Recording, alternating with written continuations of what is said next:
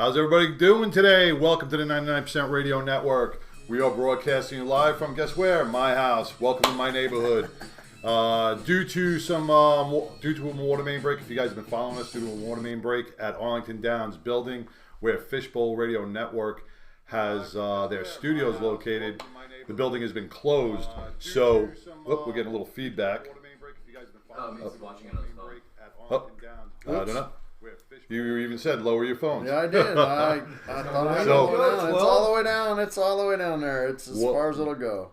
So we're going to be out of the studios. The building's going to be closed for safety reason and engineering issues for the next couple of months. So we are going to be doing remote broadcasts from either here or the V-Rock. Remember, the V-Rock is a proud sponsor of the 99% Radio, the Veterans Resource Outreach Center, located at 4210 Industrial Boulevard in Rowlett, Texas. The V-Rock offers services and programs to our veterans and our first responders throughout the world. Their doors are always open. They have no borders. Chris Kazar and his family have been servicing the Rowlett and surrounding communities for over 20 years, making a difference in the lives of veterans and first responders. Please visit them at lifesmessage.org and see how you can help the V-Rock help others. We have a great show for you today. We have Jay Dobyns from California, retired ATF agent. Arizona. Sorry. Retired ATF agent. He is an author, a public speaker, and an actor. He is going to share some of his highlighted undercover work with us. And we have Ratchet from the Regulators Military. Right. So once again, I want to welcome everybody. Please, we got a weird setup here, so it's we may have some technical difficulties between sets, so just bear with us. And guys, man, welcome aboard, Mongo 12. Thank you. What's up, brother? I just want to say real quick, we had a rough week this week. I know a few weeks ago I got to do a monologue on 12's father, Jim Wilburn. Unfortunately, Jim passed this past weekend, so it's been crazy and sad. And my condolences to 12 and his family and his extended family. I'm glad I got a chance to talk about Jim before he passed. Great man. It was a rough week. Yeah, and our condolences, go out to you, mine and Tigger's, and I'm sure the entire motorcycle community and friends and family and law enforcement. Your father was a well-respected man in California and throughout. I have been, first off, breathe. I gotcha. I appreciate the monologue because it's pretty, I didn't think I was going to do this. I said I wasn't going to. Hey, listen, it's fine. It happens. It's good. It just kind of fit into things the way that all worked out. I want to say thank you to Sheriff Bill Ayub of the Ventura County Sheriff's Department, and Sergeant Kevin Donahue, and all the people associated with the Ventura County Sheriff's Department out in Ventura, California. They put together a great video. They had the honor guard go out to the academy, and they raised and lowered a flag, and they put it in a presentation case, and it should be at the Kevin was going to send it to the funeral home where my father's being buried, and it was very touching.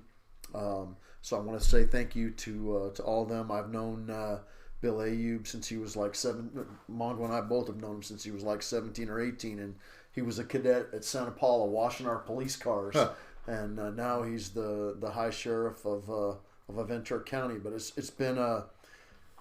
has been an experience the last couple of weeks, and I've spent a lot of time reading comments, stories about my dad from his law enforcement career, and my dad was a redneck through and through. He was just a regular working guy. He was a sergeant. Spent most of his career, I think he got promoted to sergeant in like 1967 or 68, and he spent most of his career, he worked a whole bunch of assignments, but most of his career was spent working the street. And I don't mean to cut you off, but he had some pretty notable arrests, right? He's been involved in notable cases. He participated in the arrest of Charles Manson, who got arrested for drunken public. Basically, is what it amounted to. They call it 647F out in California, and he participated in that. And you see this when Charles Manson is depicted in the media. You see the booking picture of him. It says, Ventura County. That was that particular arrest. And then he once arrested Johnny Cash for burglary. For singing in public. Johnny Cash used to live in a town called Casita Springs. Lived up in a nice house on the hill early in his career, and it's well documented. He used to have a problem with methamphetamine, and he went out to, even though he was already a successful, musician and singer and songwriter, he went out to burgle one night, and he went up to a town called Oakview, and went to burgle a little gas station, and he made it halfway in and then passed out. I have to think he was researching a song. He might have been researching. Yeah, it was research. Business. Yeah. So anyway, the old man went on that call and he hooked him up. But my dad had a great career. He loved the sheriff's department. He loved the men and women of the sheriff's department, and he definitely was cop's cop. And so again, thanks to Mongo for doing that monologue. It couldn't have worked out any better. And then. I got to see him at Thanksgiving, and I got to talk to him just a few hours before he passed. So a lot of people don't get that, and so I thank God for it, and appreciate you guys for bringing that up. So enough about that. With all that said, today's show I want to dedicate in honor of your dad, Bill Wilburn. Jim. Sorry. Well, that's all right. If there's a Bill Wilburn out there, we dedicate this show to him too. But to Jim Wilburn, I'm sorry, to Jim Wilburn. That's okay. I want to dedicate this show to them. Also, I want to put thoughts and prayers out. This has been a very hard week on law enforcement, with multiple shootings here in Texas. Law enforcement and our military. Yeah. We have a current crisis going in Corpus Christi. We had the shooting over in Pensacola Naval Base. We had right here in Nassau, Texas. We had a female struck and killed by an auto during a pursuit. We just had an officer down in New Jersey, and a few more that forgive me, I don't have your names in front of me, but it's been like 6 officers in the last 2 weeks. That have given their lives for just trying to make a difference and just trying to protect their families. So please give all the support to our law enforcement. Please keep them in your prayers and thoughts. It's not an easy job, and thank God for the men and women that go out there every day and do what most would never even dream about doing. So we thank you for that. What else we got on the agenda? So first and foremost, we should need to get out that we want to apologize. We at the 99% Radio Network, we try to be on the money, be right, and everything that we put out to y'all. And we made a mistake the other day. We jumped on it as soon as we figured out that we had done. As soon as it was brought to our attention, we jumped on it and tried to correct it. And we inadvertently posted the wrong back patch of our guest Ratchet, who will be here. Sorry, you're talking to a snowball. Yeah, you keep talking to the beer can. I'm talking to the beer can. I'm in mourning. It's okay. We posted the wrong back patch for the military regulators. We posted the regulator back patch, and for any inconvenience, we absolutely meant no disrespect. We're sorry that we did that, and we corrected it just as soon as it was brought to our attention. So we're sorry for that. We got it corrected. So, all right, speaking of Ratchet, what's up, brother? How you doing? Come on in, man. Cheers. So we apologize for any inconvenience that might have caused, and we'll try to do better going forward. So yeah, come on, sit right up here, Ratchet. I'll sit up here. Huh? I'll stay out of the way right now. So, is Tech Talk calling in? Do we get a confirmation? I haven't gotten a with them response yet? back from Mandy. Are they going to call in I at sent 4? her. Hopefully she'll call on 12's phone when she does, just after 4. Okay. All right. You want to? You want to? Do you think the monologue will take 15 minutes? No, it will not take 15 minutes. Very short this week. It is short this week because I was in Vegas all weekend long, and it was a busy week. We had club stuff going on, and fortunately, I kind of had this one in the can already, so I got lazy and I pulled it out, and we're gonna do a very short one. I'm getting some messages. Can I give some shout outs Yeah, real quick yeah. while you're looking there? Please. Patrick Murray from the Marine Corps League. What's up, brother? See you on there. Derek Meese from Patriot Radio Network is on there. Yo. Derek, how you guys doing? Hey, and by the way, go Navy, beat Army. Yeah, well, that won't happen. Yes, it will happen, yeah. It will happen. Yeah. I thought you were on the other side. Hey, Patrick, just a word to you, buddy. I still have a garage full of flags that I'd like to get back to you. They're safe, but they're yours. Uh-oh. Severe alert. Can't You have know, that. this is a good time to bring this up too. Yep. No, this is a blue alert. Blue alert. Okay. Something bad's happening. Now, just to bring you guys up to par, Tom Barry from Florida has started what they call the blue alert system, and it's got about 38 states wide. What just came over our phone, this is the first one that I've received in Texas, is the blue alert notification. And it's just like an Amber Alert, but it's what the blue alert does, it notifies the surrounding counties in a certain area that an officer has been injured or killed in the line of duty, and will give a suspect vehicle. This way, neighboring law enforcement will be able to track them down and apprehend them, and won't inadvertently pull up on a car that just shot or injured an officer in a county that they didn't have a radio transmission. How many officers get hurt because they pull over a car for a taillight, but this suspect has committed crime against an officer 2 towns away, and the communication never got to this officer, and then he ends up getting hurt. So what happens is, right now we got a DPS issue blue alert on behalf of the Harris County Sheriff's Department, and you could open it up where it will give you some of the details on what is going on. My phone's a little slow right now, but it will bring you the details on makes, models, suspect descriptions, and so forth. So blue alert has been real essential in saving officers' lives throughout the country. That's good. I can't even see where I am here. Hold on a minute. Okay, you know what? Let's get into this. Uh-oh. Going straight to the monologue. Going straight to the monologue.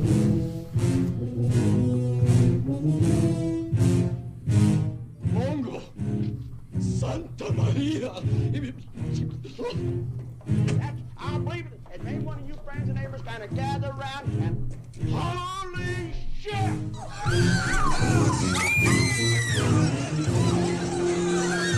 Here comes Mongo! All right, folks. Today's monologue. I actually have several requests for today's You're good. monologue. So I actually sat down and did it. It's kind of boring, not a lot of information, but it's interesting to some. Lane splitting on a motorcycle. See, I was born in California. After 10 years there, moving literally all over the state, I moved back east and into the south. After my time in the Marine Corps, I returned to California. My intention was to return to Virginia to start my law enforcement career, but because of an ex-girlfriend issue, I decided California to be my destination. There were a few things about California that I prefer over Texas and other states. Of those very few things are the view of the Golden Gate Bridge with San Francisco in the background from the hills above the bridge to the north. My dad's ranch in Sonoma is another. Being able to literally ski in the mountains in the morning and then be surfing in the ocean by the afternoon is another thing. Now, y'all might think that I'm going to list women too. You know that whole California girls thing? Well, you're wrong, because the women in Texas are beautiful too, and besides, I'm married. Nope. The other thing that I really prefer about California over anything else is lane splitting laws on motorcycles. California doesn't do a lot of things correct, but they got this one right. Section 21658.1 of the California Vehicle Code defines lane splitting as driving a motorcycle between rows of stopped or moving vehicles in the same lane, including both divided and undivided streets, roads, and highways. This section became effective January 1, 2017. Now this is a codified section that defines and makes lane splitting legal. But believe me when I tell you this, riders in California were lane splitting long before that, with no fear of being issued a citation. The California Highway Patrol has issued guidelines regarding lane splitting. They teach these guidelines in their motorcycle safety course. They also kind of used these guidelines in the past to determine if a rider who is lane splitting would be issued a citation and make an appearance before a judge. Traveling at a speed that is no more than 10 miles per hour faster than traffic, danger increases at higher speed differentials. A slower speed allows for better reaction time to lane changing vehicles or other hazards. Avoid splitting lanes in traffic that's moving 30 miles per hour or faster. And believe me, some people out in California split lanes at 90 miles an hour, which I can see the hazard there, but they don't want you lane splitting if the traffic's moving more than 30 miles per hour. It's self-explanatory. It's typically safer to split the number 1 and number 2 lanes. Other drivers are more, and this is in California now, other drivers are more accustomed to riders splitting the outside lanes. Avoid splitting lanes near freeway exits and off-ramps when sudden lane changes are likely to occur. And that would be especially useful here in Texas because I've seen people go from the number 1 lane to an off-ramp as they're passing the off-ramp. And they don't care who's coming up in the number 2, 3, and 4 lanes. They just get over there. I don't want to ruin the monologue at all, but I do want to jump in. Like being from New York, okay? Lane splitting would never go over well. You got too many irate, all it takes is one little nudge, and that bike is going to go down. Yeah, and and even in California, you can tell most people, especially if you're going at the slower speeds, when you're doing the lane splitting, the cars in the number 2 lane, they'll kind of pull to the right. The cars in the number 1 lane, they'll kind of pull to the left. They end up respecting. And they know that you're coming. They see you in their mirrors, and these guys understand what's going on. Then you get the asshole that'll kind of nudge the other way, and that's the kind of guy you got to get in behind him and then go around him as traffic clears. Or if you see the out-of-state plate, then you got to be aware of that guy too. That's why they say a 10-mile-an-hour differential in what you're doing from what the other traffic's doing. It's good for when traffic's backed up. You just want to go down the middle. It's usually not a problem, but you're right. Other states, you get people that are obnoxious. They go, well, "Why is this guy going to pass me?" Right, and they'll try to cut you off. I've seen in the last, and like I said, I don't mean to cut you off, but it's and we could discuss this after this. But I've seen a lot of videos lately over the last couple of weeks of road rage with bikers, and you know what, guys, if you're on 2 wheels, man, it just is not worth it. He's got 4,000 pounds of steel maneuverability. Man, all it takes is one little bump, and you're going to go down. And these guys don't care, and they're going to end up taking off. So, you know what? Kind of suck it up a little bit. Deal with it. Do not be baited by these guys in a cage and get road rage over it, man. It's not worth the risk. Well, it's nice in the LA Basin and the Bay Area, especially even Sacramento, some of the bigger urban areas, because traffic for the most part on the freeways during the commuter hours is stopped. Right. Traffic is literally going 5 miles an hour, and you're sitting in. So you have to leave for work 2 hours early to get there. On a motorcycle, you're just going right down the middle. And for the guys that are doing it under the confines of the law, and they're not going down the lanes at 90 miles an hour, everybody lets you go through. Right. But I mean, I've been going down the freeway literally in my truck at 65 miles an hour and have somebody lane split. I mean, like I'm not moving. Right. That dude right there is just asking for problems because he's going to get hurt. I mean, that's on him. And if the highway patrol catches him, and I've seen those guys being chased by the motor cops because they're chasing right after him because they're just as fucking, just as crazy as they are. They'll chase him down. Well, okay, I got to put a quarter in the cuss jar. Hello, FCC. Be aware of the total. No, we're good right now. Yeah, we're at home. We're at home. We're drinking beer. Right. This includes the width of lanes, size of surrounding vehicles, as well as the roadway, weather and lighting conditions. Some lanes are so narrow or vehicles are so wide they leave little room to pass safely. If you can't fit, don't split. Avoid splitting on unfamiliar roads. Beware of roads with seams in the pavement, loose gravel, water, etc. The 4 R's of lane splitting. This is all by the California Highway Patrol. Be reasonable, be responsible, be respectful, and be aware of roadway and traffic conditions. And these are the guidelines that the CHP actually puts out. Now, what are the benefits of lane splitting? One is a time factor. Using California as the example because that's where it's illegal, time is a huge factor. In congested urban traffic areas such as the Bay Area, San Jose, and Silicon Valley, or the Los Angeles Basin, It can literally take an hour to drive 5 miles. I used to make a ride from my home in Santa Clarita to Burbank, a 25-mile ride. If I was in my truck or on my bike, this was a 20-minute trip with light traffic and no traffic. During commuter periods, this drive could take from an hour, 20 minutes, to up to 2 hours plus on a really bad day. With lane splitting and using the safe speed, this trip would take maybe 30 to 40 minutes. Other valid reasons for lane splitting: the safety of the rider. Sitting in traffic between larger and heavier vehicles, being smashed between vehicles is a reality. Rear-end accidents are the most common type of accident. Reduction of our carbon footprint. With motorcycles bypassing cars and reaching their destination sooner, the number of vehicles on the roads is reduced. I think that's bullshit, but hey, they put it in there. Now, the California Vehicle Code only defines what lane splitting is and that it's allowed. Law enforcement still has a great deal of discretion in issuing of a citation for lane splitting in a dangerous or reckless manner. It's a matter of articulating the facts that lead to the issuing of the citation based on traffic present and the prevailing conditions. As near as I can tell, State Bill 288 here in Texas died in 2017 in the Texas House Transportation Committee. The Texas legislation allowed for motorcycles to split traffic traveling in the same direction if the traffic was moving at 20 miles per hour or less, and the motorcycle was not traveling more than 5 miles per hour over the slowed traffic. I don't know why the bill died. I did research it, but I couldn't find any information on it. It seems reasonable to me, but I did come from California, where it's been a tolerated practice for a long time, and now it's codified. Now, when I did it, I wasn't cocky about it. I was very cautious, as a matter of fact. I actually used the 5 mile per hour over the speed of surrounding traffic as a good rule of thumb. I wasn't a crazy rider when I was splitting traffic just for safety reasons. For the most part, California drivers don't get too upset about bikes lane splitting. Oftentimes, they'll actually pull away from the lane divider and give the motorcyclist a little extra room to pass through. Occasionally, you'll encounter the pissy driver who tries to narrow the gap, but they are the exception. Now, I was always aware of other bikes coming up behind me at warp speed. When I saw these guys approaching, I would pull into traffic lane and let these guys go flying by. I was always a little more aware of my vulnerability on a bike, and I took it easy. Now, the problem is some people don't know how to do things in moderation.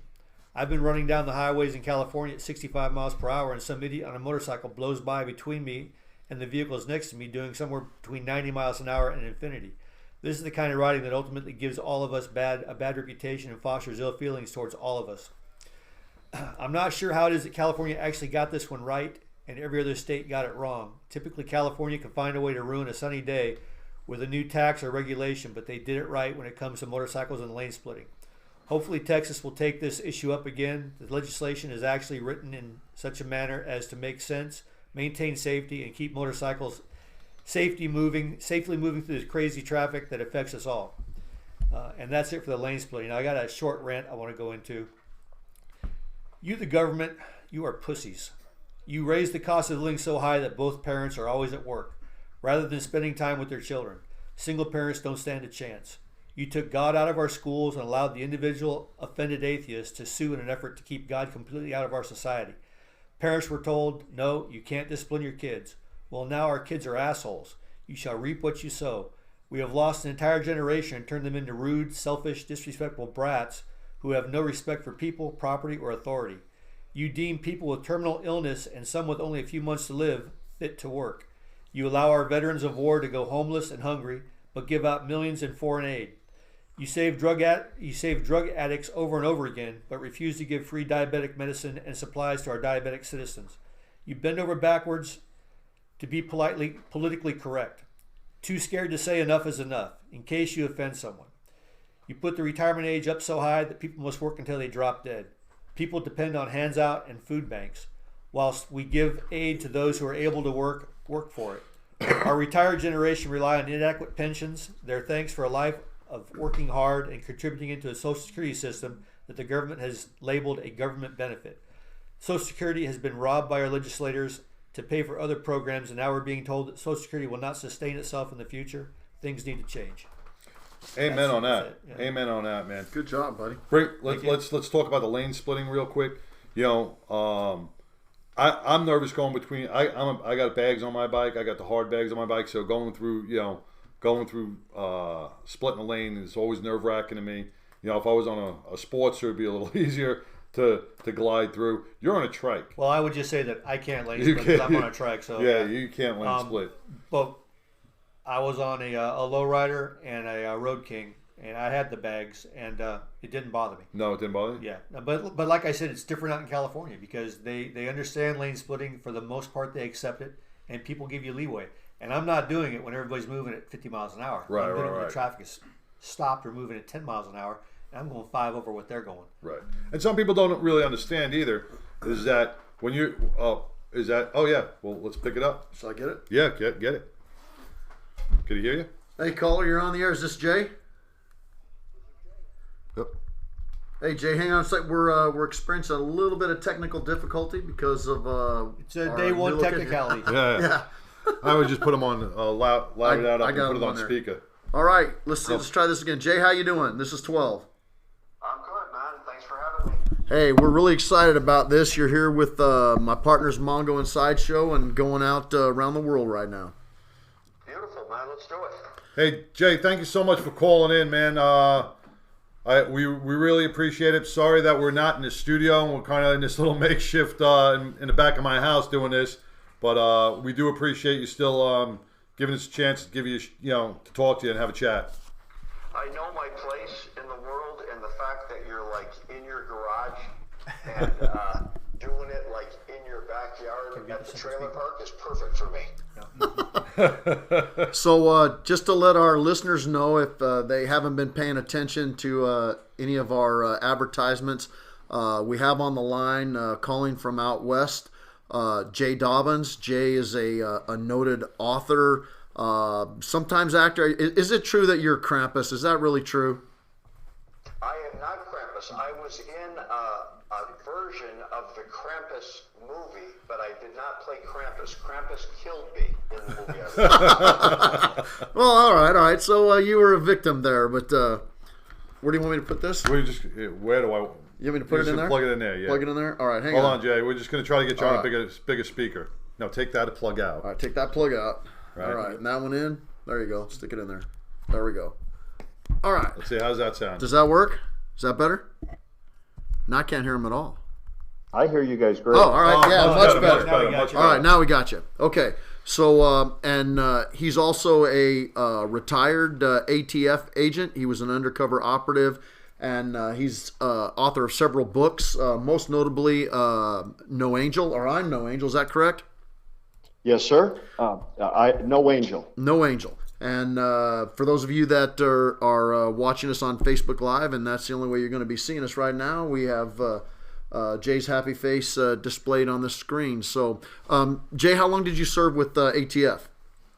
I was an agent for 27 years. And you retired? I retired in January of 2014, so just a couple weeks short of 5 years. Jay, I followed some of your background, some of your history, some of your career, which is very, very impressive. Gotta say, big pair of balls, brother. Big pair of balls. I did some undercover work in New York, being a retired detective. I was in, we did a lot of stuff with the mob, which is on a different scale than what you did it on. But I do got a question for you that you may or may have not answered in either your book or on one of the History Channel shows. Is during your tenure as an undercover, how did it shape the rest of your life afterwards? Because I know you became friends with a lot of people, and it's hard to differentiate from the criminal element and people who have just gotten tied up in it. There's, in a lot of different ways that my undercover career and specifically the Hells Angels infiltration impacted me. But yes, having done it, you're spot on. You can never remove the human factor as an undercover agent. Right. So you interact with people, and you interact with them over an extended period of time. And so, yes, you can see them involved in events and activities that are illegal, sometimes despicable, sometimes vile, like stunningly shocking, violent at times. Do you see that? Yes. But you also see them with their kids. You Right. see them with their families. You know, I lived with these guys. I broke bread with them. They lived at my house. I lived at their house. I held their kids. I spent social time with them. And you see elements to their personality that times you like and that are charming. And when you see them doing something they shouldn't be doing, when you see them doing something illegal, it's almost heartbreaking at times because you're like, man, you're better than this. Right. I've You're seen putting all this you at be risk. better than this. You're putting what you have at risk. Yeah, it's like I've seen you be better than this, man. You don't have to live this life. You know, when I was doing a lot of the mob work, you know, I would go out and party with these guys, and the same as you, and you know, the family life that they would experience, and they got tied up in it. You know, it was just that, you know, being around those neighborhood friends, and you kind of get tied up into that life. Some choose it, some don't, but you, like you said, man, you see that family life, you see the kids, you see how loving they are, and that they actually do have a soul and a heart. But when they leave that family, they have that second life, and they do what they have to do to survive. It's easy to understand, especially when you touch it, when you've seen that world, to understand the attraction to the brotherhood and to the lifestyle, Right. and why they embrace it to the point where I think when anybody goes out of bounds with something they believe, it can become dangerous. With these guys, the ones that I ran with, it was their religion. Well, I mean, we've all kind of lived at the brotherhood.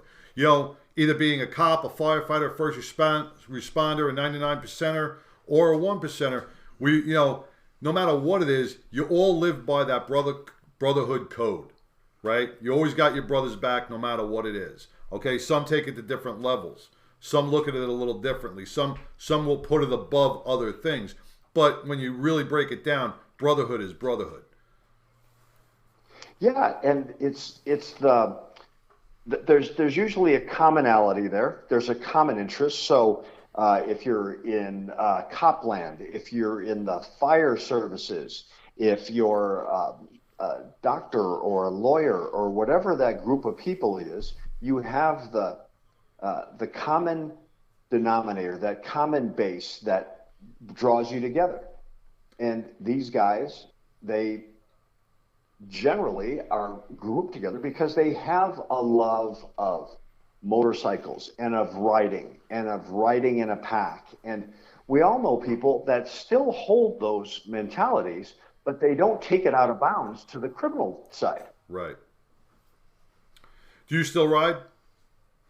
I have a motorcycle and it sits in my garage with a sheet over it.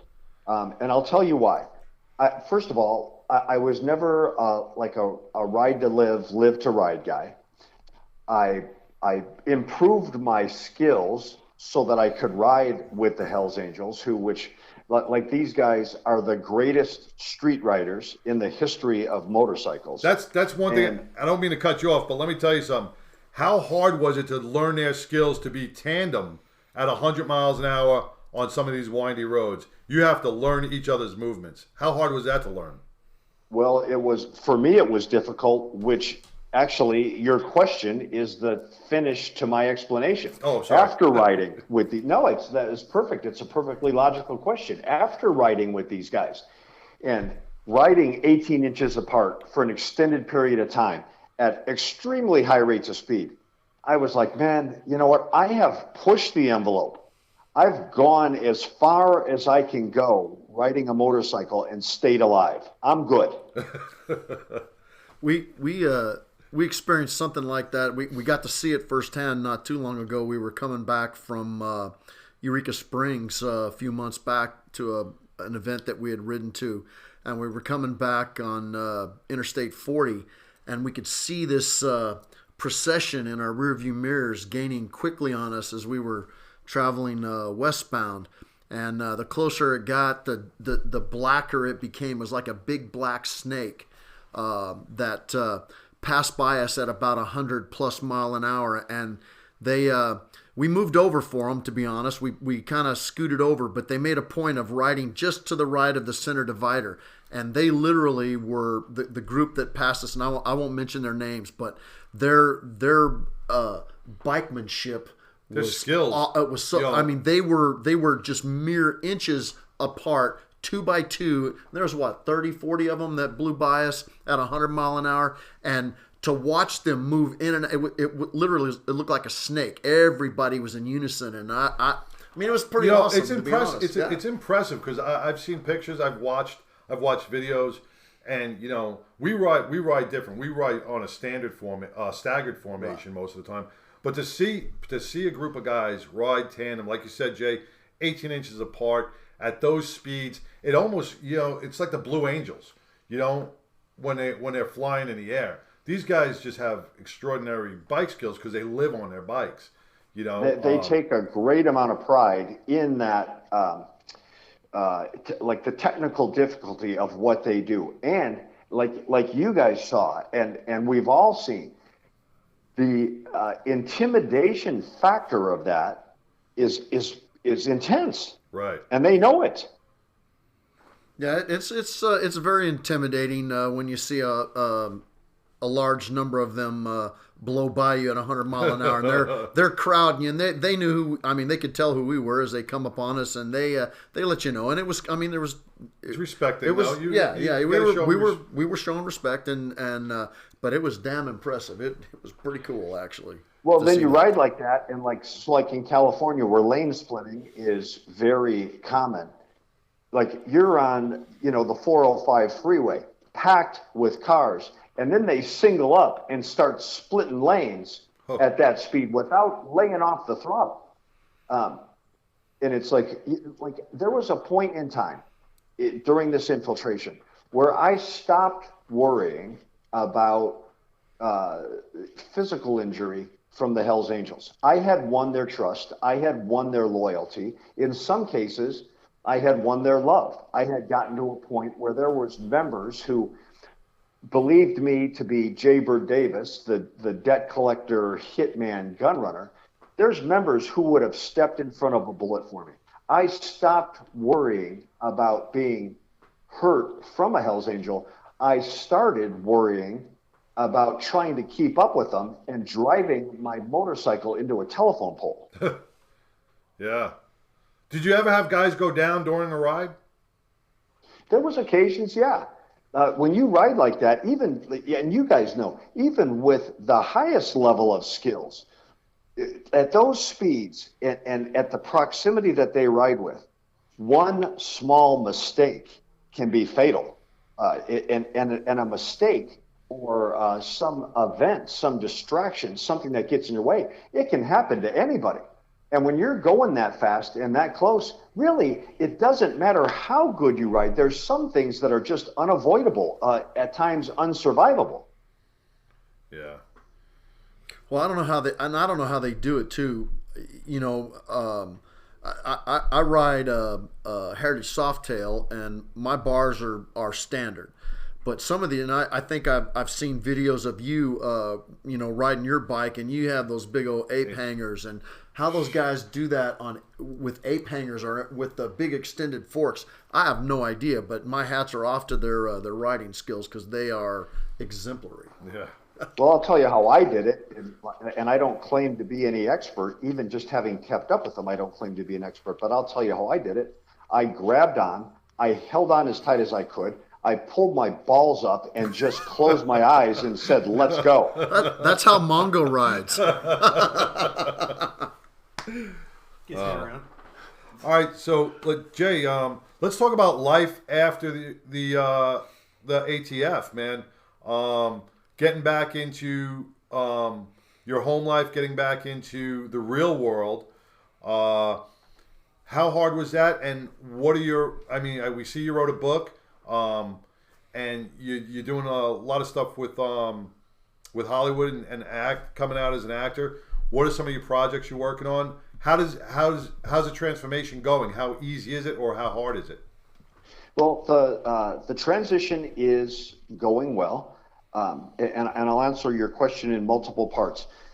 The beginning of it was very difficult for me because, to be quite honest with you, my job as an agent, as an undercover operator, I allowed it to become something more than what I did. It became who I was.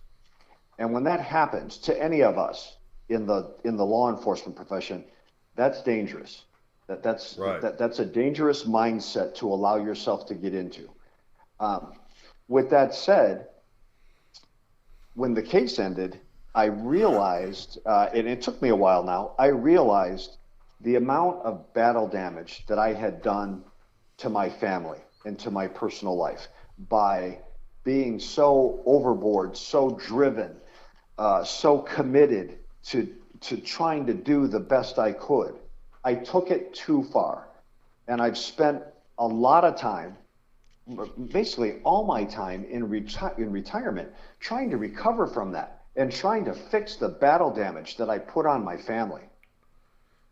You know, I heard the same story from Joe Pistone, who did Donnie Brasco, if you know. Of course, Joe's a friend of mine. Joe went through the same same stuff. So you know, then you know what he went through. I mean, he probably faced the same things as you did on the afterwards because he put his heart and soul. And I don't know if the ATF treated you the same way as the FBI treated Joe after he retired, but it was like, here, thanks, bye, and you moved on. It's got to be difficult. I mean, I was only undercover for a little while. It's just doing that one case, and it was difficult. I can't imagine. You were undercover for how many years? Well, I spent, to be quite honest with you, I was on the job for 27 years, and that's, for the most part, all I did. I sought undercover assignment after assignment after assignment, and I continually raised my hand to take assignments that nobody else wanted, that were rejected for all kinds of reasons. With that said, I never, ever, one day, put myself in the Joe Pistone category. Like what Joe did is amazing, and the length of time he did it is incredible. To stay in role in the middle of the international organized crime syndicate for 6 years. Yeah, close to it, I think. Yeah, 6. Yeah, absolutely amazing. If there was a Mount Rushmore for undercover operators, Joe Pistone's face would be the first one carved into the granite. I never put myself in his category, and to be honest with you, I was never the best undercover operator. I tried to be. What I was good at, and I don't know if this is even something you can be good at, is I was just willing. I was always willing to try. I was always willing to take a case nobody else wanted and see if I could do it, see if I could pull it off. Well, you're here talking to us now, so you did a damn good job. So kudos, brother. Those who do bad jobs don't come on, and talk about their retirement, their time on the job. So you did a damn good job of what you did.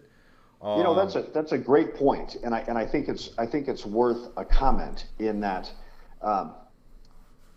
People who are involved in the undercover game, if you don't put your heart and soul into it, if you're not 100% committed into it, if you treat those roles like a hobby or like a gimmick or like something interesting or clever or sexy or fun to do, those people end up dead or injured. Right. You have to be completely committed to it. And if you're not, you're not only dangerous to yourself, you're dangerous to all the people around you. You're dangerous to your cover teams because someone is going to have to rescue you when you step on it. Right. So, It's the ultimate role. It's the ultimate role. When you speak about cover teams, Jay, I mean, I did my share of undercover work too, but it was day jobs and hour jobs, nothing long term like what you're talking about. So we always had cover teams, but you didn't always have a cover team with you, right? I didn't always have a cover team, especially the deeper I got in, where the case agents and the people working the case became more confident in the security of my role. The cover team, or at least having a cover team too close, actually made things more dangerous. There was a point in time where I wanted them close, and I wanted to know that their reaction time was quick. Right. But as I became more secure in my role and more confident, I wanted that to loosen up because I didn't want a mistake on the cover team side to be a problem that then I had to solve. Oh yeah, absolutely. I had a captain drive up on me while I was undercover with a suspect. Old captain stopped next to me, rolled his window down, and said, "Hey, Greg, I need you to help me unload this stuff out of my car." I said, "I don't know who you're talking about, sir." So yeah, You run into those, and he wasn't part of my cover team. He was just an old captain that didn't know any better. He didn't know not to talk to a UC when he saw one. So yeah, that can happen. But you got a good point there. Well, and I'll say this too about like you guys have mentioned your own undercover assignments and your own undercover careers, and you've done it with great humility, and you say like, "Oh well, I haven't done, what Joe Pistone did, or I haven't done what you've done," and that's very kind, and that shows your humility and your graciousness for the job. But the reality of it is that when you're in it, it's all the same, and I don't care if you're buying a bag of dope from the street corner, or if you're doing some long-term, like deep cover infiltration. When you're out there doing it, your vulnerability is huge, and all it takes is one guy with one gun or one knife and one bullet to end it all. So I have great respect for you guys having had flesh in the game and been out there, testing your skills and seeing what you can do to keep your community safe. The fact that anybody did or didn't do it for an extended period of time, or didn't do it on some glamorous criminal organization, makes no difference to me.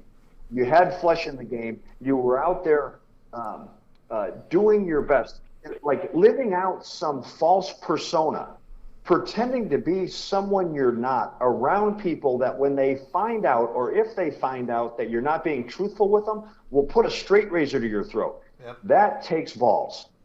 So let's talk about that pretending for just a second. Jay, I had a question for you, and we've all, Mongo, Sideshow, myself, we watched all the the History Channel or Discovery Channel shows about you, and Billy Queen with the Black and White, and Joe Pistone. And one of the reasons that we all ride and we hang out together and we have our particular club and associate with the some of the other clubs around DFW is because of the brotherhood. And when you have a mission, as we do, and you're out there on a regular basis working towards your particular mission, whatever that might be for your club, and in our case, it's to support veterans and first responders, and we do a lot of things. When you're working every day with the same guys over and over again, you begin to trust them. You develop these relationships. I mean, Mongo and I have been partners for almost 40 years now, and you know when their children are born, you're there when the good and the bad happens, and you develop these relationships with people. And when you go undercover as deep as you did, and some of these other guys, and you referred to Joe Pistone, and when you watch that show, Donnie Brasco, he talks about how close he got to the mobster that was named Lefty, yeah. Right? How close he was. He went to his house. He had dinner.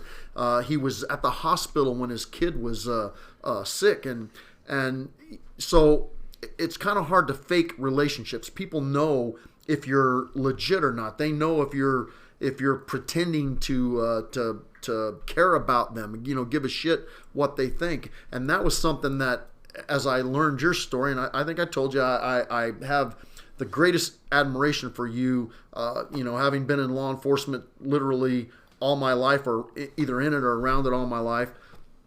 I'm fascinated by what you and others like you have done. But how I know it had to, as a human being, you develop these relationships, and some of them you can't fake all of them. They have to be genuine. And when it came to the end, when it came time to start pulling out and make an arrest, emotionally, I'd like to know what you went through at that time. How did you deal with the fact that you've lived with some of these guys? As you said, you were in their house, they were in your house. You have to develop some. Billy Queen said in his book, and he said it on television. He developed a genuine friendship. These guys loved him, they cared about him, and he was very sincere in that. How did you deal with that whole emotional aspect? Well, you hit it on the head in your question, is that you spend time with people, and then you develop you develop friendships, and then those friendships grow to involve loyalty and trust and belief, and in some cases love. And then when you insert like the undercover, like false persona aspect of it, and exit, or your true identity is revealed, there's another huge, powerful emotion that comes there, and it's betrayal.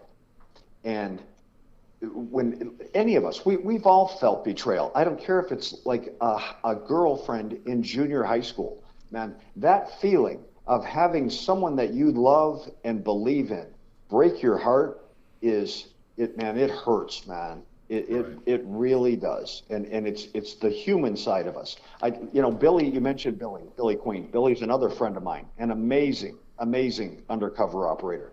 Billy tells the story of being undercover, and his mother passes away, and that he felt that he received more love and more support and more encouragement and brotherhood from the suspects he was working on than he did from the agents that he was working with and for. And that was very powerful for him. It was very difficult for him. I don't want to tell Billy's story because he does an amazing job of telling it himself. But that's just an example of the confusion at times that's created. How does that make you not flip to the other? How does that make you not flip over? You know what I'm saying? Because you're walking on that tightrope to begin with. And when you see something like that, and you're like, "Wow," it's hard to pull. Like, you're looking at your brothers as cops, you're looking at your undercover work, and then to try to separate yourself, and then see that you got more loyalty from the guys you're going to put in jail. How does that stop you? How does that not tilt you into the wrong facet? You know what I'm saying? Well, you know what? I had the benefit of being friends with Billy for many years, for my entire career. I knew Billy from damn near the day I came on the job. So some of the experiences and some of the events that he went through, I had the benefit of knowing about before my Hells Angels infiltration. With all that said, and knowing some of the things that happened to Billy, every day I woke up and I reminded myself, like, who I was, what I was doing, and what my mission was.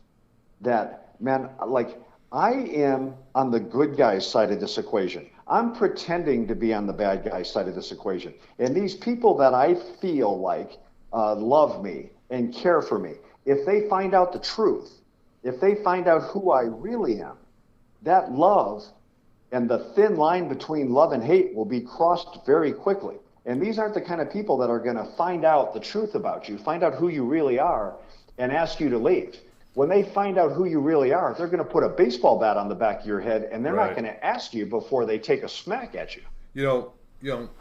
Jay, what 12 brought up, and it just reflected into a memory. I had a buddy of mine who was infiltrating the Westies over in New York, over in Staten Island. And, when you say treated poorly by your fellow officers, during a family emergency, he felt what he was doing, these protests and marches in Tompkins Square Park and all this other stuff, and he felt the abuse of authority. He felt, the bad side of law enforcement. He's a cop.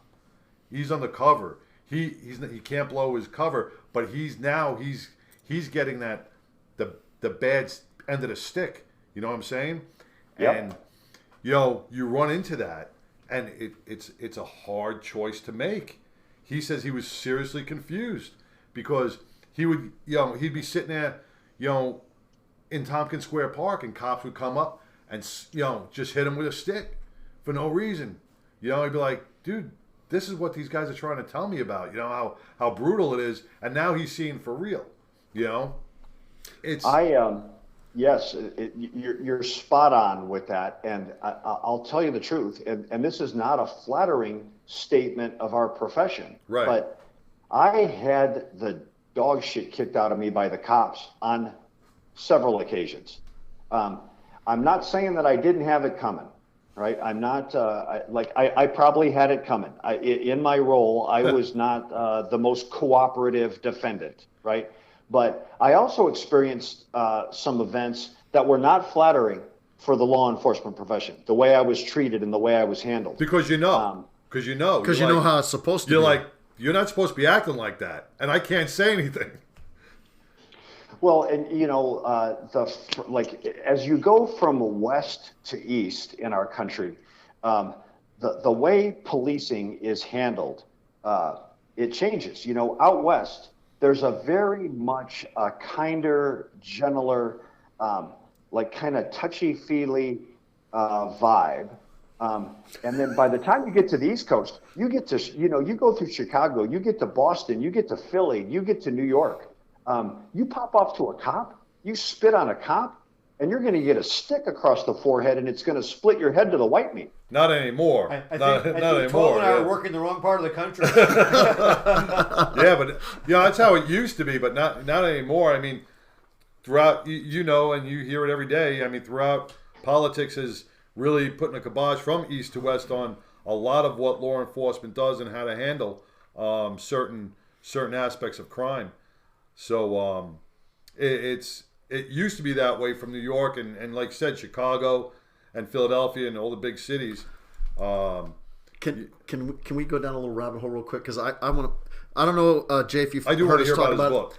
My father passed away on December 7th, and my dad was career law enforcement. And I was fortunate enough to get to spend Thanksgiving with him, just talking about the old days. And then after he passed, I started getting a lot of the guys that he worked with over the years were sending me messages and stories that they had experienced with him. And just to kind of hit on that point about how things have changed, he was telling a story about he went on a family disturbance call one time, and there was a juvenile that was my dad worked for a sheriff's department out in California, and there was a juvenile that was misbehaving, and this was back in the 60s when this happened, and to resolve the problem, the mother couldn't handle this juvenile, and so she asked for some assistance from the sheriff's department, and my father and the person that was with them were glad to oblige, and they actually they gave the young man several swats with their they used to wear Sam Browns, and he wore a Sam, and I got swatted many times with the Sam Brown duty belt that my dad would wear underneath his gun belt, and they actually spanked the kid and to straighten him up. And I can't even imagine that happening in 2019, almost 2020. But in 1960, that used to happen. And my dad, he said, yeah, we straightened him up because he needed it, and the mom couldn't do it. So things have changed considerably from those days. But back in the old days, that stuff did used to happen. You're exactly right. I'm sorry to hear about the loss of your father, especially like so recent. I mean, within days. I'm sure your heart is still breaking at the as we talk. But yes, like how society has changed and how society views law enforcement and what these our lawmen are exposed to and go through today with being videotaped and just society's view and lack of respect for our profession. To go through that and to experience that. And here is why I love the people that do what we've done for a living. They know that every day there's cops, men and women, who have an alarm clock go off. And they put their feet on the ground and they have a cup of coffee and eat a bowl of Cheerios and they kiss their kids goodbye and they kiss their husbands and wives goodbye. And they know that they're going out into a world that despises them for what they do for a living and is going to videotape them and scrutinize them and assault them and at times kill them. And they're constantly, they're the underpaid, doing the unthinkable for the often ungrateful, and they still buckle on their gear, knowing all those things, and go to work on behalf of me and you and our families to keep us safe. You know, and it's even worse for them now because the media despises law enforcement, as do the politicians who want to jump on the bandwagon to say, yeah, things have to change because there's systemic problems throughout law enforcement, as opposed to saying there's bad elements, it's systemic. So everything that goes against law enforcement except law enforcement and the very few that are like that they respect the job they do. You hit it on the head. The demonization of law enforcement, you know, by our politicians, like through society and culture. Are there bad law enforcement events? Yes. Are there mistakes that are made in our profession? Yes. Is there occasionally a bad apple? Yes. We're no different than other aspects of society. But you guys will attest this. I'm sure you'll agree with this, because every good lawman, every man or woman who took a badge or a gun and committed themselves to protecting their communities, no one wants a bad cop or a dirty cop being a part of what we do. So when mistakes are made or when events happen and they're publicized, they're used by society to paint the entire profession like the entire profession is identical to the mistake that was just made. What is never mentioned are the hundreds of thousands of police contacts with the public that are made every day that are resolved peacefully by excellent lawmen. You know, it's the ripple effect. You know, you get one, you know, there's 900,000 law enforcement across the country. You got one that does something bad in New York, it's going to affect somebody in California. You got a bad guy in Louisiana, it's going to go all the way up to North Dakota. It's just that it's going to be, you know, everybody's painted with that same broad brush. And people don't seem to understand that there are, you know, 99% of the law enforcement out there are decent, wanting to make a difference people. And, you know, like every profession, you're going to get, you can't weed out every bad apple.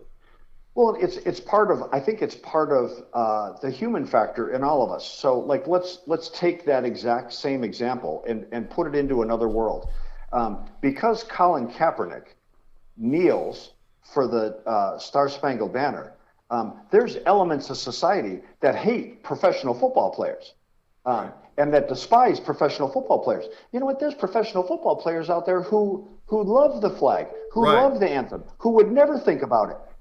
But they get painted in some people's minds, under this, with this same brush and placed under this big umbrella that professional athletes, they're all selfish, irresponsible, disrespectful people. That's not true either. Right.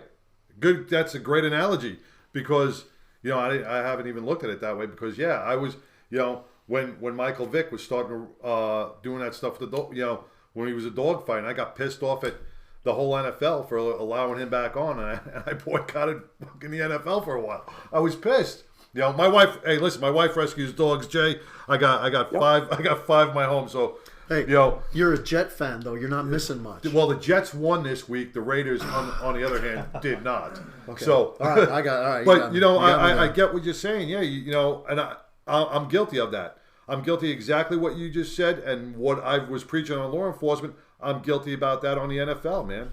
You know what you're guilty of? You're guilty of being a human being. You're guilty of it's. I get it.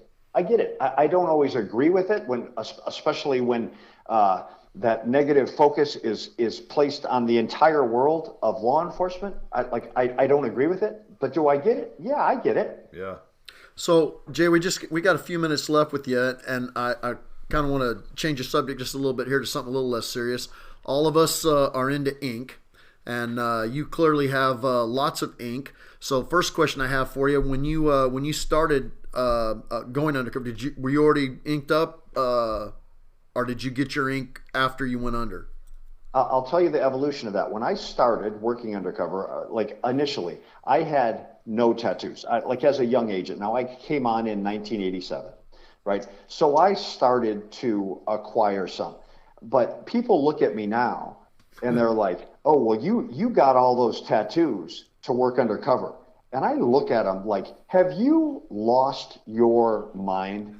Like, do you think that I would do this just to be accepted in an undercover role? I was buying guns and bombs and drugs long before I ever had a tattoo. The tattoos I got because I wanted them. Now, did I use them in my undercover role to make or to allow myself to be more credible or more quickly accepted? Like in the environments I worked in? Yes, of course I did. But I did not get one tattoo for the job. Did you ever get any flack from your supervisors when you'd have to meet to debrief or something about a particular tattoo that you got that they, some of these suits might have found offensive? I'll tell you the beauty of the role I was in the Hells Angels case is that there was a couple tattooers that were in the gang that were exceptional artists, exceptional needle guys, they were very good at what they did. And to my benefit, I was getting tattoos that I wanted. I was allowed to spend time with suspects that I wanted to get close to. And the government was paying for it. Excellent. So you got some good government ink on you. Most of the tattoos that I have were funded by the United States of America. That is wonderful, man. And as a taxpayer, you are welcome. Right on. Let's go real quick on life after law enforcement. I don't know if you know that I do a lot of workshops. We do a lot of workshops, and we fight PTSD within the law enforcement or military communities. Do you touch on any of that in any of your public speaking? I do, and that is a huge emphasis for me. It's actually, thank you for asking that, because it's actually the core or the basis of my message. I use my story, and I tell it in my presentations very openly, very honestly, very transparently. My story is not a hero story. It is quite actually the opposite of a hero story. My story, when I present it to the public, to the people in our profession, is a story that is full of regret, it's full of shame, it's full of mistakes, it's full of heartache. And that is how I can continue to contribute to our profession, is to go out and talk about my mistakes and talk about the things I did wrong, and the side effects and the after effects of that. And so in retirement, that is what I do. That is how I try to stay or try to keep flesh in the game. Right. In the law enforcement profession, is to train people on the survivor mindset of this job, and how to avoid the mistakes I made. I tell young cops and old cops all the time, these are my mistakes. These are things I did wrong. These are the things I wish I had done better. Don't do these things. Go out and make your own mistakes, but don't reinvent the wheel by making mine, because I can tell you how they turn out. It's not good. Right. We hit on the 99% Radio Network. It's a constant theme on this show. We Sideshow's actively involved in putting on seminars, and Mongo has spoke about his own situations, and we do other things to try to help raise awareness. But I think that's so important. I mean, more than 6,000 veterans this year alone, 2019. I think I heard from 246 law enforcement, first responders, and about 150 plus, I don't know the exact number on the firemen, have taken their own life this year alone because of the stresses and strains that go along with those careers. And so people that are out there advocating for this, for raising awareness, trying to encourage people that it's okay to say, hey, I got a problem, I've seen too much, or whatever their particular stressor is. I commend you for it. I think it's in this day and age where, as you mentioned earlier, everybody's under the camera all the time. Everything is recorded that they do. The stresses, I can't even imagine what they're like today. It's your contribution, your continued contribution is it's making a difference, I'm sure, in some people's lives. It's nice to have you as an advocate for thank you. Yes, sir. Thank you for what you're doing, and keep doing what you're doing. Keep talking about those difficult topics. Keep talking about those difficult subjects, and shine the light on them. The suicide in the first responder and military professions is epidemic. It's it's become an epidemic because we have typically, historically, shied away about talking from those things. But what the men and women that do what we've done for a living, the things they see can never be unseen. The experiences they have can never be unexperienced. And typically, historically, old school mentality is that choke it down. That's what we were told. Yeah, choke suck it up, down. pussy. It's the cost of doing business. This is what we do for a living. This is part of it. We're just now starting to understand how wrong that was, and how, like, what you guys do by talking about it, by shining the light on it. What you do is you alleviate the stigma for someone who's suffering, for someone who is struggling. You take the stigma away to raise their hand and say, you know what, man, I am struggling. I'm having a hard time. I need help. It's okay. It's okay to do that. Well, let me ask you, on a federal level, I know on a state level, back when I was on a job, it was the suck it up attitude. Did you see a difference in a federal? Because I never got to experience on a federal level. How are they proactive? Are they just as blind as the state level sometimes? It's getting much, much better. It is. And part of it, like pat yourself on the back for what you guys are doing by drawing attention to it, because that is what is helping it get better. The continuous attention and the continuous pressure to address these issues and talk about things that we historically have not wanted to talk about. What you guys are doing is so important to improving that. You know, I came on the job on a Monday. This is 1987 now. I came on a job on a Monday. 4 days later, I was taken hostage and shot. What? Wow. I was on the job 4 days. I had a gun pressed into my back. The bullet went in my back. It went through my lung. It narrowly missed my heart. It exited my chest. 4 days now, right? Like, I hadn't been to an academy. I hadn't received any training. And I'm laying in the dog shit of a trailer park with blood coming out of my chest like you're holding your thumb over a garden hose. 4 days on. 4 days now, right? A year later, this happens in Arizona. A year later, I'm transferred to Chicago. I'm in another shootout where I'm shot, run over by fleeing suspects in an undercover operation where we were trying to do a machine gun deal with some gangbangers. Now, this is 30 plus years ago. The first shooting took place in 1987, the end of 87. The second shooting took place in the middle of 1989. So within plus or minus a 12-month window, I had been involved in 2 shootings, shot, run over, train wreck, right?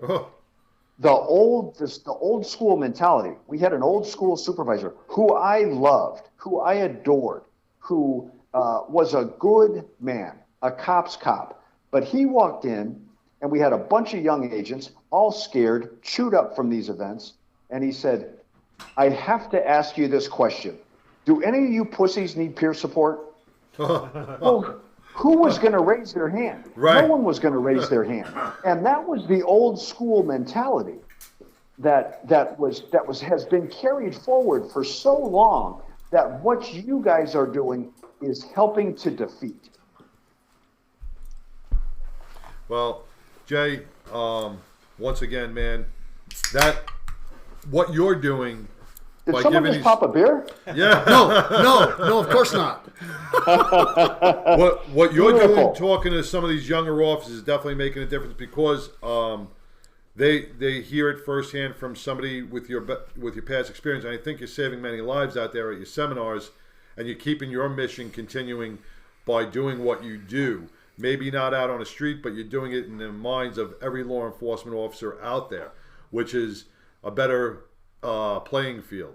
You know, all of Yes. us doing it. Yeah. All of us talking about it collectively and individually, talking about it, exposing it, telling some of those dirty, dark secrets, and talking about those demons helps someone out there. We don't even know who it is at times. Helps someone say, man, I'm not alone. And it is okay to feel like the way I feel. And it is okay to raise my hand and say, please, someone help me. It's okay to do that. well, you know, it's funny. You almost said it. You almost said what our motto is. And on our seminars, Healing Our Heroes, it's okay not to be okay. Ain't that the truth? It Perfect. is. Couldn't put it any better. It is okay not to be okay, and you know, that's how we all are, and we will all. Thank you for that. Yep, we will, and I want to personally invite you anytime you are in the DFW area to be part of our show, to be part of our bridge walk, to come by and just have a few beers and shoot the shit at the VFW. Thank you. It would be my honor. It would be a privilege to hang out with you guys and shake your hands and give you a hug and drink a beer with you and share some camaraderie. And I've got all kinds of great lies that I can tell you. We've got lies ourselves. Hey, just to follow up on that, our show's every Wednesday, and our bridge walk is every 22nd of every month. The 22nd for the 22nd plus or minus veterans and first responders are taking their lives every day. So those that's the bridge walk that we do to raise awareness to the veteran and first responder suicides. I got one follow-up on that, Jay. I got to follow up on Mongo's comment there. We do something every month that we started it for our club, which is Third Watch, and we call it Eye on First Responders. And, there's too many police funerals, too many first responders, firemen, across our profession, people taking their own lives, veterans, more than 6,000. And we decided that we wanted to try to do something for the first responders, to recognize them while they're alive and just let them know that we love them, we care about them, we respect them, and we appreciate their service. So we go around DFW, and we're slowly expanding that area to include like up to the Texas-Arkansas border, Texas-Oklahoma border, and beyond. And we honor first responders. And maybe off the air at another time we could hook up with you, and maybe you could recommend some other folks that you might know in the DFW area that would be worthy of recognition. We sometimes do it very quietly in private locations. Sometimes it's publicly out in public. It's just whatever's appropriate. But we want to let all of our first responders know that we respect their service and we honor them when they pass, and we want to also honor them while they're out there, doing the job day to day as well. So maybe you could help us out with that. I would love to, and that's beautiful. And you know what? There's a special place in heaven for you guys for not turning your back on the profession and for continuing to just make the world better for our first responders and our military men and women and their families. And again, I won't and can't say it enough. Thank you. Well, Thank you, Jay. We appreciate your 27 years of service. Thank you so much. This was a long. I was going back and searching. It took us a little over a year to get this hooked up and actually get to speak to you. Thank you so much for taking the time to do it. We really do appreciate it. Appreciate you coming on the 99% Radio Network, and hopefully we'll get to talk to you again sometime down the road. Thank you, fellas. God bless. Hey, Jay, before you leave, real quick. Out there to your audience. Yes, sir. You want to give us a quick drop? Radio Sure. drop? What do I need to do? Just say this is Jay Dobyns, and something about you love the 99% radio. This way we could put it on the beginning of our show. Radio Network. Radio Network. Have another beer. Give us a good drop. Yep, you ready? Yeah, go. Hit it. This is Jay Dobyns, and I love the 99% Radio Network. Do yourself a favor and start listening today, right now, and every day. Tune into these guys and make yourself better. Perfect, brother. Perfect. Awesome. Thank you, Jay. so much, man. Take care, brother. Be All the safe. best, boys. See you soon. Yes, sir. All right, bye-bye. Bye-bye. All right.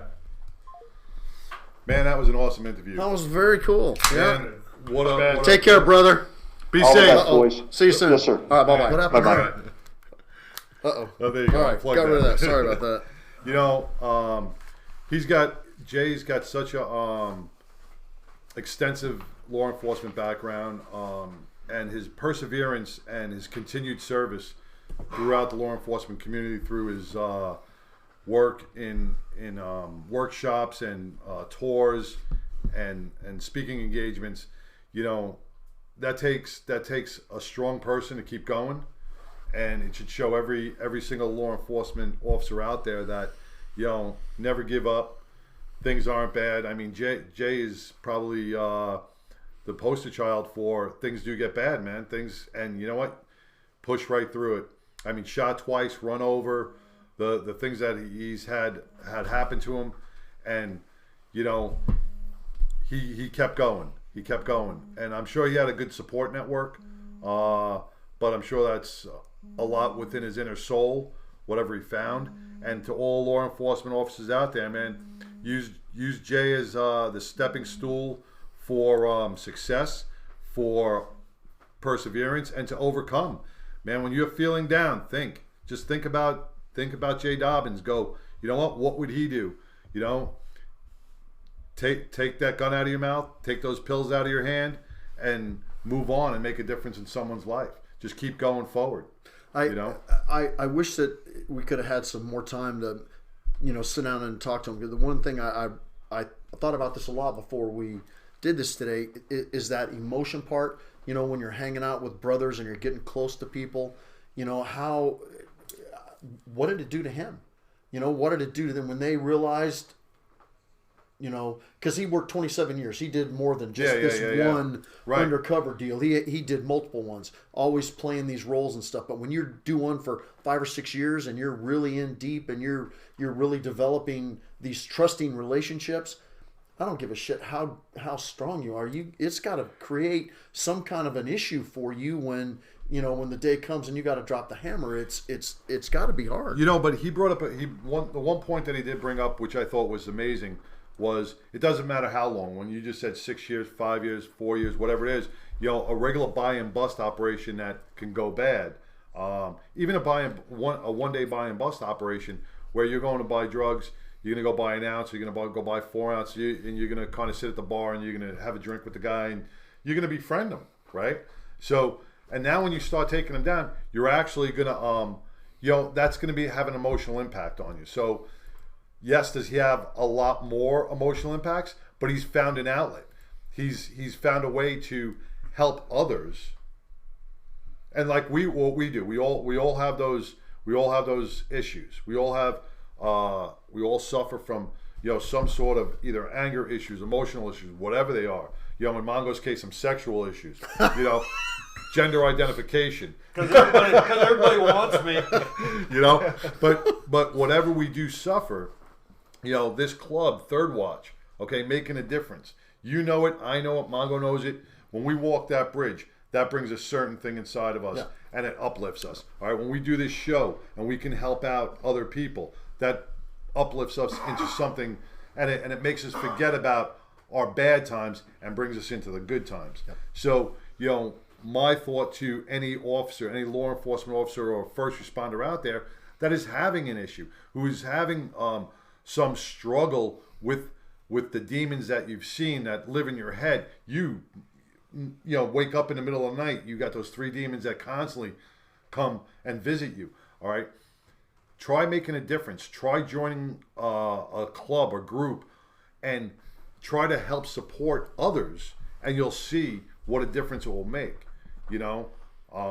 And I mean, I found it, you found it, Mongo's found it, a lot of other officers found, a lot of military guys have found it, that when we can continue this mission, when we continue doing what we're doing, because it's in our blood, right? That's what keeps us alive. Absolutely. You know, because I'll tell you right now, and I'll say this out to the world, and I'll say this out to our listeners and our fans. Probably if it wasn't for all of this, who knows where I would be right now, right? You know, I got the support of my family. I got the support of you guys. I got support of other clubs. I got support of the comedy community. I was reading something the other day that you know, things not to say, and one of the things we always say, hey, if you need me, call me. You know, we always say, hey, if you need me, I'm there, call me. When somebody's going through a crisis, it's good to know that that's not an empty statement. That when you need brothers, and they know, because you should know your brothers. You should know what the heck, if they got some shit going on, you should know. If you're paying attention, you should know. And to know that if you pick up that phone at 2 o'clock in the morning or 3 o'clock in the morning, or you see somebody's awake and you text them, say, hey, you there? Just because you need to bring yourself back to, I don't want to say reality, but, you know, to focus, that they're there. They're not going to be going like, yeah, you're a... The concern, the care, the response is going to be genuine. Okay. And that's that. I'm going to play a little devil's advocate with what you just said. If you need me, give me a call. People say that. It doesn't mean, sometimes it don't mean shit. Right. Somebody who's fighting a demon is not going to call. He's not going to make that phone call. That's exactly right. So what do you got to do? So it brings us together and as bonding to learn the signs, the awareness, and the trigger points, right? To be able to reach out first, to stop that before it even gets to that point. And that's what we do by raising awareness, right? Yep. And that's why when we walk that bridge, we see people pair off in groups and they talk to each other. Because if they're having an issue, they can talk. It's not, hey, if you need me, call me. I'm already there. Yep, you're already there. You know, I'm already there. So should we welcome our next guest? And by the way, Ratchet, why don't you come on in here and join us? I don't know this person, but she says, hey, Regulator family, and that's from Jennifer Myers, I think. Yes. So, Jennifer, if you can hear us right now, we're happy to welcome Ratchet from the Regulators Military. We got that Military shit straight MC, out. right? Military MC. So now, welcome to the 99% Radio Network. Glad to have you, brother. And thank you for being patient, sitting there and listening to Jay on the phone. I'm right now on Facebook. We're showing your patch. Okay, yes. We got it right. Yeah, we got it right. We do apologize for that. Now we're showing your patch, and what we like to do when we talk to people about what they're wearing on their cuts is everybody's patch is a little different, a little symbolic in a different way. Can you explain that? I don't want to put you on the spot, but can you explain what brought this patch onto the back of your cut? So the founding members of my club's based out of Alabama. A lot of the guys, all of the guys were active duty Army at the time.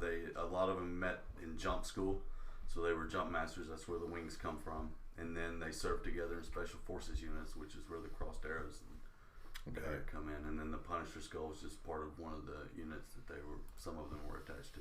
That's a cool looking patch. You know, very cool. And we find something new about everybody's cut every time we have this show. Yeah. And you know, when you pass a biker, when you pass somebody on the road and you see their cut, and you just think it's it's some wild hogs patch that a housewife made. It's not. These patches have meaning. It's like tattoos on a body. Okay, Absolutely. they tell a story.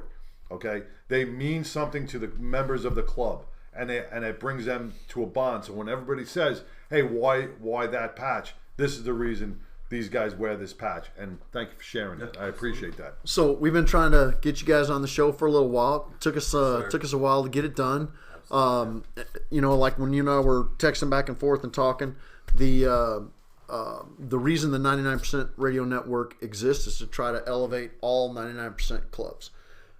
One of the greatest things about this show and the relationships that we've made is we've gotten a chance to see people, clubs all over the country, all over Europe, even down into South America, the charitable work that they do, the difference that they're making on a day-to-day basis in the communities in which they operate. For the regulators, military, your charity of choice. What's important to you guys? So when I came into the club in Alabama, the way I was taught to do things was, we pick a benefit that will take care of a child or sick children or something along those lines, and then we also pick a veterans organization to reach out to and help. And we've only been in Texas for about a year and a half now, and last summer we did the second annual Kelsey's Ride. Kelsey is my little sister. She beat osteosarcoma, bone cancer, at the age of 18, senior year of high school, and she passed away 4 years later. She was 21. So sorry. Thank you. Is this something that ran in the family? Is it something that you No, did just... well, what she passed away from had nothing to do with her cancer. She was cancer free for 4 years, and it was a birth defect. It was a malfunction in her heart, and she passed away February of 2018. And so that summer I started Kelsey's Ride in Alabama. That was where the first one took place, and we had about 83 bikes show up. And then I moved out here for work, and I had the second annual Kelsey's Ride, and we didn't have as many bikes show up, but it was the first year in the new city, so we're hoping and praying for a much better turnout this year, and the tentative date for that is July 11th. Now with Kelsey's Ride, all the benefits go to Children's Hospital. Goes to the Children's Hospital here in Texas, or all over.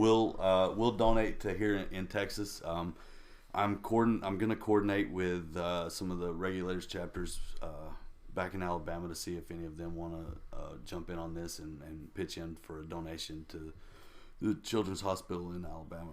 When you get your flyer, you need to get that flyer to us so we can put it on our Facebook page and get it on the air. I'll do it. Sebastian Esquivel says regulators regulate from Dozer. That's So Dozer. say hi to you, and we got a couple others for you in there. Sawman Motorcycle Club, they're airborne guys, so I don't know. Good job, guys. Hey, we're coming up on the Army-Navy game, so I'm not giving any props to anybody other than the Navy and the Marine Corps for the next week. So Hey, Semper Fi, get I'm over a it. Marine, so Hoorah. All right, you're part of the Navy then, yeah. And I'll You gotta say see, the you gotta best see part me of behind you. Getting onto Kelsey's Ride, it's the Children's Hospital, and we sometimes take this for granted. Your sister was struck at 18 with cancer, and we don't know. Well, let me just fix this. At 18, you're in a vibrant part of your life. You never think that something like this could happen to you or your family. Absolutely. So everybody is vulnerable to disease or accidents. So we all have to help out our brothers. And when we talk about now the Kelsey's Ride, All right, we have to put that on the calendar because that means a lot to you, which now means a lot to us. I appreciate That brings something into our soul because you shared your story, and it should mean something to everybody that's out there. Because tomorrow, not saying anything will happen, but say something happened to your family, okay? You would want the support of the brothers and sisters to help you. So when one of our brothers needs help, what do? We come out in force. If we have to come out in force every weekend, then that's what we do. All right, and we help each other out, and that's what our clubs do. You know. So do we have a date for the Kelsey's ride? The tentative date is July 11th. I'll have more sure dates in the coming weeks. See, that's the power of this, the 99% Radio Network. And I think I mentioned to you when we first started, we were like in our second week, and that tragic accident that affected Rib and the Jarheads back east, and Boone from Southern Dogs, Shiner from Southern Dogs, Judge from Combat Vets, Grasshopper from Combat Vets.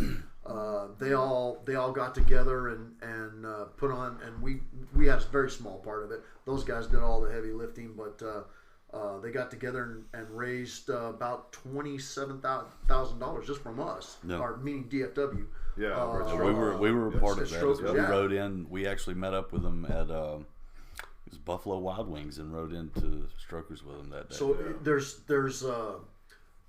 by working together, and we're fortunate enough to see this every week. We see how much money all these clubs are raising. You know, a few weeks ago we were talking about Iron Legacy, and they raised over $50,000. The Southern Dogs for the Shriners Hospital, they 20 grand, something like that. I don't remember the exact totals, and I don't want to misstate them, but these clubs like ours, like yours, are making a difference in people's lives, in the community, and supporting the cause. That's right. And supporting the cause that you want to, your charity, and the Dallas Children's Hospital is a wonderful, an amazing hospital that could always use extra funding, and by doing this offsets the costs to a lot of parents.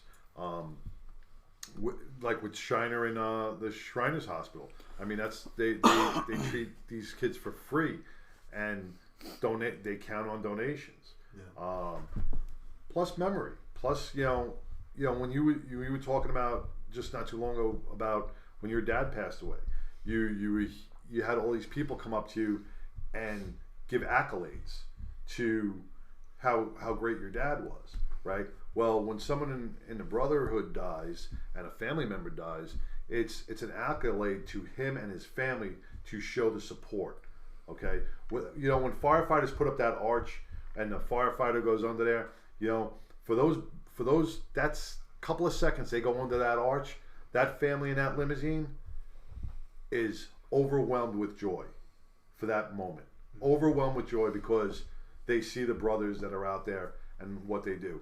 Same with here. When you show support, when you can have now 250, 300, 400 bikes show up to an event such as Kelsey's Ride, that not only shows support but brings not closure, but brings a feeling inside the family members that it's almost undescribable. Correct?